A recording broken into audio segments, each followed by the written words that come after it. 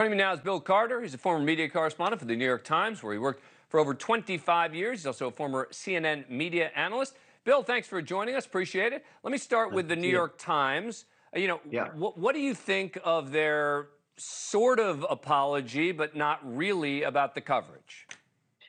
Well, I think they did what the Times usually does, is take a very considered and careful position in their editor's note. And they didn't really apologize. They sort of said, that it was, in the moment kind of thing, and they should have verified it. Now, interestingly, Dan, tonight, later tonight, they had posted an interview. They conducted an in-house interview that a reporter conducted with Joe Kahn, the executive editor, and she sort of put him on the spot quite a bit more.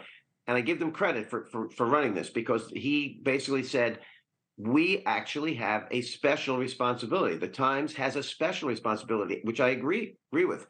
I also say the BBC is in the same position.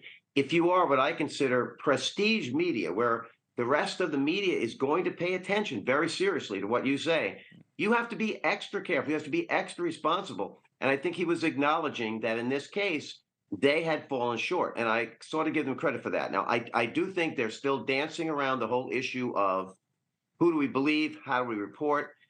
And I do think it's a complicated and chaotic situation. I'm sure you agree in the whole Gaza thing. And you do have both sides fighting a physical battle and also a kind of perception battle. Yep. And they're trying to sell their message. And as a reporter, I think you have to really step back and say, I got to be sure what I'm doing before I report. Totally agree with you, right? And I am in no way suggesting that people should accept, everything that Israel says at face value, right? You got to scrutinize it. And as I was just talking about with my previous guest, I think they're almost held to a higher standard, for example, than Hamas. I agree with that. But in this case, with the hospital, for example, it's so clear that we now know what happened, right? Absolutely.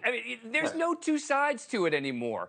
No. There's no way the U.S. and the U.K. would be coming out with these conclusions. This is important stuff. They would not be saying this with this level of certainty, even though they say that they still, to figure out precisely what happened, they still have, okay. But the New York Times on Friday morning, I was shocked to see this in my inbox, that they are still saying, well, here's what the Israelis say, and here's what the Palestinians say about it. That, to me, is not just problematic, it's bad journalism.